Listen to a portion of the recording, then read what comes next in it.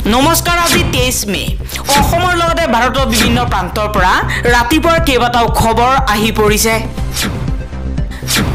এই মুহূৰ্তত জনাইছো এটা ব্ৰেকিং নিউজ চাৰিখন ৰাজ্যৰ ওপৰতে প্ৰধানমন্ত্ৰী মোদীৰ ভৱিষ্যত নিৰ্ভৰ কৰিব চাৰিখন ৰাজ্যই টোপনি কাঢ়িছে প্ৰধানমন্ত্ৰী মোদীৰ চাৰিখন ৰাজ্যৰ ফলাফলে নিৰ্ভৰ কৰিব বিজেপিৰ ভৱিষ্যত মহাৰাষ্ট্ৰ বিহাৰ কৰ্ণাটক পশ্চিম বংগই বিজেপিক উদ্ধাৰ কৰিব পাৰিবনে 4 জুনত লোকসভা নিৰ্বাচনৰ ফলাফল ঘোষণাৰ পাছতেই লক্ষণীয় হ'ব পৰৱৰ্তী খবৰ প্ৰধানমন্ত্ৰী মোদীয়ে 4 কোটি দুখীয়া জনতাক পকা ঘৰ দিলে কিন্তু কংগ্ৰেছে এই 4 কোটি জনতাৰ ঘৰ কাঢ়ি লৈ যাব নিৰ্বাচনী প্ৰচাৰত এই মন্তব্য কৰিছে প্ৰধানমন্ত্ৰী মোদীয়ে প্ৰধানমন্ত্ৰী মোদীৰ বিৰুদ্ধে এতিয়া নিৰ্বাচনী প্ৰচাৰত সাম্প্ৰদায়িক মন্তব্যৰ অভিযোগ উত্থাপন হৈছে ভাৰতৰ নিৰ্বাচন আয়োগে বিজেপিৰ সভাপতি জেপি নাড্ডালৈ কাৰণ দৌৰোৱাৰ জাননী জাৰি কৰিছে আন এটা খবৰ আইপিএলত ইতিহাস ৰচনা কৰিছে বিৰাট কোহলীয়ে 8000 ৰান অতিক্ৰম কৰিলে কিং কোহলীয়ে আইপিএলত 8000 ৰান অতিক্ৰম কৰা একমাত্ৰ বেটসম্যান হৈছে বিৰাট কোহলী পৰৱৰ্তী খবৰ হঠাৎ অসুস্থ হৈ পৰিছে বলিউডৰ বাদশাহ শাহৰুখ খান ডিহাইড্ৰেচনৰ বাবে আহমেদাবাদৰ কেডি হাস্পাতালত ভৰ্তি হৈ আছে কিং খান আন এটা খবৰ ৰাজ্যই ঋণৰ বুজাত কুঙা হৈ পৰিছে তাৰ পাছতো চৰকাৰে লৈছে ঋণৰ ওপৰত ঋণ পুনৰ ৰাজ্য চৰকাৰে ল'ব 1000 কোটি টকাৰ ঋণ 28 মেত হিমন্ত বিশ্ব শৰ্মাৰ চৰকাৰে 1000 কোটি টকাৰ ঋণ লোৱাৰ সিদ্ধান্ত গ্ৰহণ কৰিছে পৰৱৰ্তী খবৰ অসম হৈছে বেংগলী হিন্দু ৰাজ্য আহোম আৰু বড়োসকল থাইলেণ্ড আৰু তিব্বতৰ পৰা অহা প্ৰব্ৰজনকাৰী বুলি উল্লেখ কৰিছে নেশ্যনেল জিঅ'গ্ৰাফিক আলোচনীৰ এটা লেখাত অসম বেংগলী ৰাজ্য বুলি ঘোষণা কৰা হৈছে আৰু আহোম আৰু বড়োসকলক থাইলেণ্ড আৰু তিব্বতৰ পৰা অহা প্ৰব্ৰজনকাৰী বুলি উল্লেখ কৰা হৈছে সামাজিক মাধ্যমত ভাইৰেল হৈ পৰিছে এই আলোচনীৰ লেখা য'ত নেশ্যনেল জিঅ'গ্ৰাফি আলোচনীখনত উল্লেখ কৰা হৈছে যে অসম হৈছে বেংগলী হিন্দু ৰাজ্য আৰু অসমত থকা আহোম আৰু বড়োসকল থাইলেণ্ড আৰু তিব্বতৰ পৰা অহা প্ৰব্ৰজনকাৰী মানুহ পৰৱৰ্তী খবৰ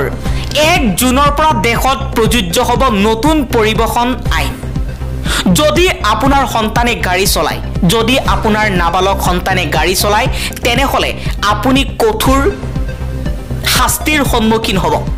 এক ডাঙৰ খবৰ জনাই আছো 1 জুনৰ পৰা দেশত প্ৰযোজ্য হ'ব নতুন পৰিবহণ নিয়ম 1 নম্বৰ বৈধ অনুজ্ঞাপত্ৰ অবিহনে যান বাহন চলালে ভৰিব লাগিব 2000 টকাৰ জৰিমনা নাবালক সন্তানে বাহন চলালে অভিভাৱকৰ বিৰুদ্ধে গ্ৰহণ কৰা হ'ব কঠোৰ ব্যৱস্থা 25000 টকাৰ জৰিমনাৰ লগতে বাতিল কৰা হ'ব যান বাহনৰ পঞ্জীয়ন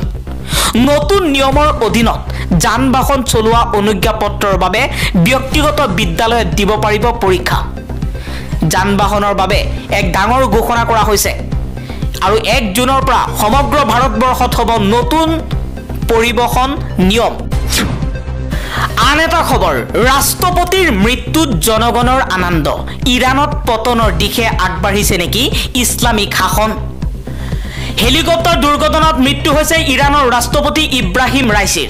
ভাৰতকে ধৰি বিভিন্ন দেশে ইৰাণৰ ৰাষ্ট্ৰপতিৰ মৃত্যুত শোক প্ৰকাশ কৰিছে ইয়াৰ বিপৰীতে ৰাষ্ট্ৰপতিগৰাকীৰ মৃত্যু হোৱাৰ বাবে আনন্দ প্ৰকাশ কৰি উৎসৱ পালন কৰিছে ইৰাণৰ একাংশ নাগৰিকে ৰাইছিৰ মৃত্যুৰ পিছত আনন্দ উদযাপন কৰা কেইবাটাও ভিডিঅ' সামাজিক মাধ্যমত ভাইৰেল হৈ পৰিছে ইৰাণৰ বহু নাগৰিক আৰু প্ৰবাসী ইৰাণী লোকে এই দুৰ্ঘটনাৰ বাবে আনন্দ প্ৰকাশ কৰিছে বহুতে পাৰ্টি কৰাৰ লগতে আতচবাজি ফুটাই আনন্দ প্ৰকাশ কৰিছে উল্লেখ্য যে ইব্ৰাহিম ৰাইছি কেৱল ইৰাণৰ ৰাষ্ট্ৰপতিয়ে নাছিল ইৰাণৰ ইছলামিক ৰিপাব্লিকৰ সৰ্বোচ্চ নেতা আলী খামেনেইৰ উত্তৰাধিকাৰী হিচাপেও তেওঁ মুখ্য প্ৰতিদ্বন্দ্বী আছিল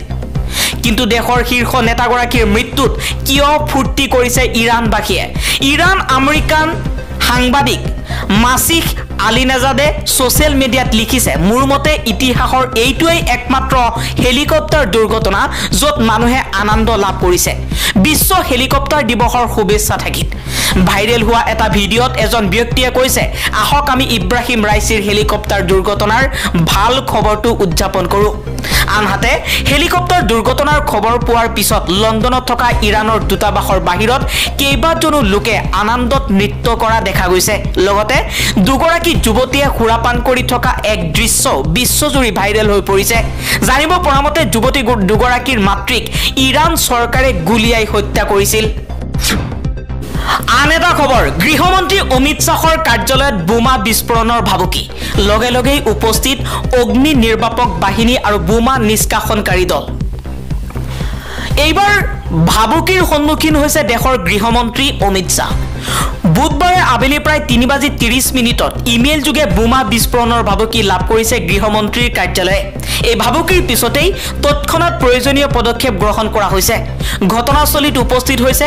দিল্লী আৰক্ষীৰ দুখন অগ্নি নিৰ্বাপক বাহিনীৰ গাড়ী আৰু এটা বোমা নিষ্কাশনকাৰী দল পৰৱৰ্তী খবৰ প্ৰয়াত এছআই জুনমণি ৰাভাৰ গোচৰত গ্ৰেপ্তাৰ হৈছে ৰাণা পগা পুনৰ প্ৰয়াত আৰক্ষী এছআই জুনমণি ৰাভাৰ বাতৰি শিৰোনামত জুনমণিৰ প্ৰাক্তন প্ৰেমিক ৰাণা পগাগক গ্ৰেপ্তাৰ কৰা হৈছে ৰাণা পগাগক আৰক্ষীয়ে গ্ৰেপ্তাৰ কৰি নগাঁও আদালতত হাজিৰ কৰিছে জানিব পৰা মতে প্ৰয়াত জুনমণিৰ এক গোচৰৰ ভিত্তিত ৰাণা পগাগক গ্ৰেপ্তাৰ কৰা হৈছে নগাঁও আদালতত PRC 670/2023 নম্বৰৰ বিচাৰাধীন গোচৰটোৰ অভিযুক্ত ৰাণা পগাগে আদালতক সহযোগ নকৰাৰ বাবে আৰক্ষীয়ে গ্ৰেপ্তাৰ কৰা বুলি জানিব পৰা গৈছে জুনমণি ৰাভাৰ সৈতে প্ৰেমৰ সম্পৰ্ক গঢ়াৰ আলমত বিভিন্ন দুষ্কাৰ্যত লিপ্ত হোৱাত পগাগক গ্ৰেপ্তাৰ কৰা হৈছিল মৃত্যুৰ পূৰ্বে জুনমণি ৰাভায়ো পগাগৰ বিৰুদ্ধে এজাহাৰ দাখিল কৰি থৈ গৈছিল পৰৱৰ্তী খবৰ বাংলাদেশৰ সাংসদ আনোৱাৰুল আজিমৰ মৃতদেহ কলকাতাত উদ্ধাৰ হৈছে ভাৰতত সন্ধানহীন হৈ থকা বাংলাদেশৰ সাহসীয় দলৰ সাংসদ আনোৱাৰুল আজিমৰ মৃতদেহ উদ্ধাৰ কলকাতাৰ নিউ টাউন অঞ্চলৰ এটা ফ্লেটত উদ্ধাৰ হৈছে সাংসদগৰাকীৰ মৃতদেহ 12 মেত চিকিৎসাৰ বাবে কলকাতালৈ অহা সাংসদগৰাকী 13 মেৰ পৰা নিৰুদ্দেশ হৈ আছিল চিকিৎসাৰ বাবে ভাৰতলৈ অহা সাংসদগৰাকী বিগত 8 দিন ধৰি সন্ধানহীন হৈ আছিল বাংলাদেশৰ শাসকীয় দল আওয়ামী লীগৰ 3বাৰৰ সাংসদগৰাকীৰ মৃতদেহ উদ্ধাৰ হোৱাৰ পিছত তেওঁৰ মৃত্যুৰ কাৰণক লৈ ৰহস্যৰ সৃষ্টি হৈছে বিধাননগৰ আৰক্ষী আয়ুক্তৰ চোৰাংচোৱা বিভাগৰ এগৰাকী জ্যেষ্ঠ বিষয়াই কয় যে আমি জব পৰণাস্তি চেষ্টা কৰি সাংসদজনৰ সন্ধান উলিয়াইছো আজি নিউ টাউনৰ এটা বাসগৃহ তালাচীৰ সময়ত এটা মৃতদেহ উদ্ধাৰ হয় বৰ্তমান ঘটনাৰ তদন্ত চলি আছে বাসগৃহটোৰ CCTV ফুটেজৰ তদাৰক কৰা হৈছে নিৰাপত্তাৰক্ষীকো সোধাপোছা কৰা হৈছে আৰক্ষী সূত্ৰৰ পৰা জানিব পৰা মতে আওয়ামী লীগৰ সাংসদ আনোৱাৰুল আজিমৰ সৈতে আন দুজন ব্যক্তিও আছিল আৰক্ষীয়ে প্ৰথমে সন্দেহ কৰিছিল যে তেওঁলোক হয়তো প্ৰত্যক্ষভাৱে এই কাণ্ডৰ সৈতে জড়িত আছিল আৰু হয়তো এই কাণ্ডৰ কিছু সময়ৰ পিছতে দেশ এৰি পলায়ন কৰিছিল বৰ্তমান আৰক্ষীয়ে আনোৱাৰুল আজিমক হত্যা কৰা হৈছে নে নাই সেই সন্দৰ্ভত তদন্ত কৰি আছে